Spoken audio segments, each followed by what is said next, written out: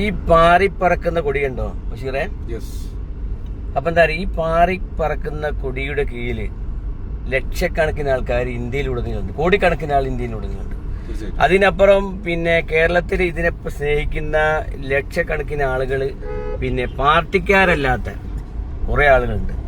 നമ്മുടെ ഈ ഇലക്ഷൻ കഴിഞ്ഞപ്പോൾ നമ്മൾ മനസ്സിലായത് നമ്മളെ ജനപിന്തുണ എത്രയാണ്, മനസ്സിലായില്ലേ?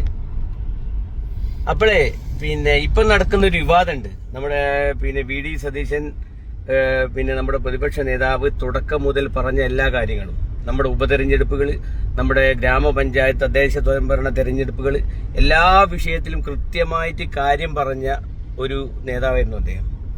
ഇപ്പൊ അദ്ദേഹം പിന്നെ നിയമസഭാ തെരഞ്ഞെടുപ്പിൽ ഇങ്ങോട്ട് കാര്യങ്ങൾ പറയും. നിയമസഭാ തെരഞ്ഞെടുപ്പിൽ പറഞ്ഞ എന്താ, അദ്ദേഹം 100 സീറ്റിലധികം എന്ന് പറഞ്ഞു, 100+. അപ്പൊ അതിനൊക്കെ പരിഹസിച്ച് കുറെ പേരുണ്ടായിരുന്നു. നമ്മുടെ പാർട്ടിയിലും ഉണ്ടായിരുന്നു, പിന്നെ ഇടതുപക്ഷത്തും ഉണ്ടായിരുന്നു. അപ്പൊ എന്താ അറിയോ, നമ്മൾ മനസ്സിലാക്കേണ്ടത് ഇപ്പോ നടക്കുന്ന വിവാദം, ഈ വിവാദത്തെ കുറിച്ച് പറയുമ്പോൾ എന്താ അറിയോ, നമ്മൾ ഓരോരുത്തരെയും, ഞാനിപ്പോ പിന്നെ ബ്ലോക്ക് കോൺഗ്രസ് സെക്രട്ടറിയാണ്, വെറുതെ സോഷ്യൽ മീഡിയയിൽ മാത്രമല്ല എന്റെ ചുമതല. നമ്മളൊക്കെ എന്താ പറയുക, നമ്മളൊക്കെ ഓരോ വീടുകൾ കയറിയ ഓരോ ഇലക്ഷനിലും വീടുകൾ കയറിയിട്ട് ആളുകളുടെ അഭിപ്രായം സ്വരൂപിക്കുകയും അവിടെ വേണ്ടിയിട്ട് അവരോട് സംസാരിക്കുകയൊക്കെ ചെയ്യുന്ന ആളുകളാണ്. അപ്പൊ നമ്മളൊക്കെ ഈ ഇലക്ഷനിൽ പിന്നെ കണ്ടു മനസ്സിലാക്കിയ എന്താ, നമുക്ക് ഓരോരുത്തരും നമ്മുടെ വി.ഡി. സതീശൻ എന്ന നമ്മുടെ ഉയർത്തിക്കാട്ടിയ പ്രതിപക്ഷ നേതാവ്, ഉയർത്തിക്കാട്ടിയ നമ്മുടെ പിന്നെ പ്രതീക്ഷയുള്ള ഒരു മുഖ്യമന്ത്രിയായിട്ടാണ് അദ്ദേഹത്തെ നമ്മൾ കണ്ടത്. അത് ജനങ്ങൾ വലിയ തോതിൽ അതുമായിട്ട് ബന്ധപ്പെട്ടിട്ട് ഒരു പ്രതീക്ഷയോട് കൂടിയിട്ടാണ് നമ്മൾ 102 സീറ്റ് വി.ഡി. സതീശൻ പറഞ്ഞ 102 സീറ്റിലേക്ക് എത്തിച്ചത്. പക്ഷെ പാർട്ടിയാണ് വലുത്, 100% പാർട്ടിയാണ് വലുത്. പക്ഷെ എങ്കിൽ പോലും ഇപ്പോഴത്തെ അനാവശ്യമായ വിവാദം ഉണ്ടാക്കിയിട്ട് ആരൊക്കെ വിളിക്കുന്നുണ്ട് ഓരോ ദിവസങ്ങളിൽ. എന്റെ സഹപ്രവർത്തകര്, സുഹൃത്തുക്കളൊക്കെ വിളിക്കുന്നുണ്ട്. അവരൊക്കെ പറയുന്ന ഒരേ ഒരു കാര്യം, പൊതുജനങ്ങൾ പൊതു താല്പര്യം പരിഗണിക്കണം നിങ്ങൾ. അപ്പോൾ നമുക്ക് പറയാനുള്ളത്, നമ്മളല്ലല്ലോ, നമ്മുടെ നേതൃത്വമാണ് ഇതിന്റെ തീരുമാനം എടുക്കേണ്ടത്. വി.ഡി. സതീശനെ മുഖ്യമന്ത്രിയായിട്ട് കൊണ്ടുവരേണ്ടത് നമ്മുടെ നേതൃത്വം. AICC തീരുമാനത്തിന് വേണ്ടി നമ്മൾ വെയിറ്റ് ചെയ്യാണ്. ആ തീരുമാനം അങ്ങനെ തന്നെ വരുമെന്ന് നമ്മൾ പ്രതീക്ഷിക്കുന്നു. വി.ഡി. സതീശനെ പോലുള്ള ആളുകള്, പിന്നെ വി.ഡി. പോലുള്ള ഒരാള് മുഖ്യമന്ത്രിയായിട്ട് വരണം എന്ന് പറയുന്നത് ആരാ?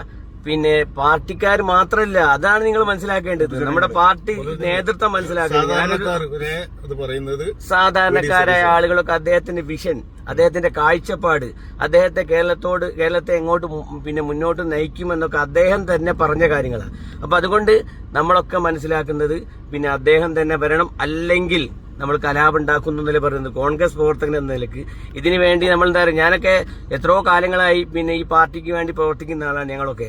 പക്ഷെങ്കിൽ ഒരു പിന്നെ പാർട്ടി പോസ്റ്റ് പോലും ചോദിച്ചു വാങ്ങാതെ ഈ പാർട്ടിക്ക് വേണ്ടിയിട്ട് പിന്നെ ഒരു പഞ്ചായത്ത് തെരഞ്ഞെടുപ്പിൽ ഒരു തോൽക്കുന്ന സീറ്റ് പോലും വേണമെന്ന് പറയാത്ത ആളുകളാണ് നമ്മളൊക്കെ ഇതിനു വേണ്ടി വീട് വിടാൻ നേരം കയറുകയും ഇതിനു വേണ്ടി ചാവേറാവുകയും ചെയ്യുന്ന ആളുകളാണ്.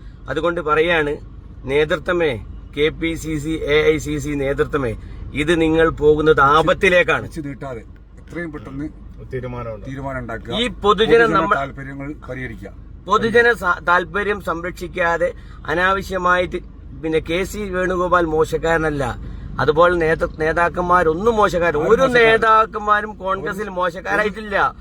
എല്ലാരും മുത്തുമണികളാ നിലവിൽ. പിന്നെ K. സുധാകരൻ അടക്കം നമ്മുടെ പാർട്ടിയുടെ പ്രത്യേകത വെച്ചാണ് എല്ലാ നേതാക്കന്മാരും ഒന്നിനൊന്നും വെച്ചാണ്. പക്ഷെ പൊതുജനങ്ങളുടെ പൊതു താല്പര്യമുണ്ട്.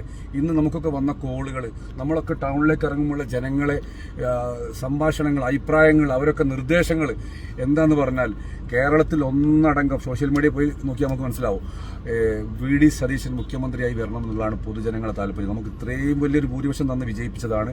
വെച്ച് നീട്ടാതെ പ്രിയപ്പെട്ട എന്റെ നേതൃത്വമേ, എന്റെ നേതാക്കന്മാരെ പരിഗണിക്കുക, പരിഹരിക്കുക. അല്ലെങ്കിൽ നമ്മൾ എന്താ അറിയോ, അല്ലെങ്കിൽ പിന്നെ ഇത് അങ്ങനെ നമ്മളാരും നമ്മളൊന്നും ഒരിക്കലും ഈ പാർട്ടി വിടൂല, അത് വേറെ കാര്യം. പക്ഷെ വരുന്നത് പൊതുജനങ്ങളുടെ അഭിപ്രായങ്ങൾ മാനിച്ച് മുന്നോട്ട് പോയിട്ടില്ലെങ്കിൽ എന്താ പറയുക, നമുക്ക് CPMന്റെ അവസ്ഥ ഉണ്ടാവും.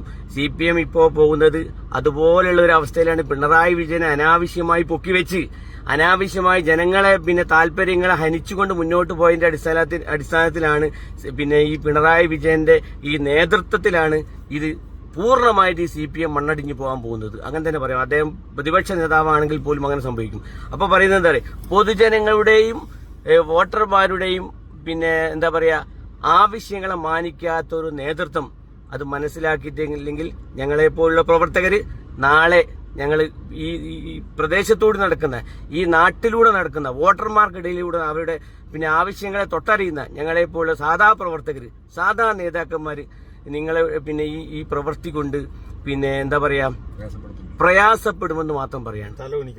തല കുനിക്കേണ്ടി വരും.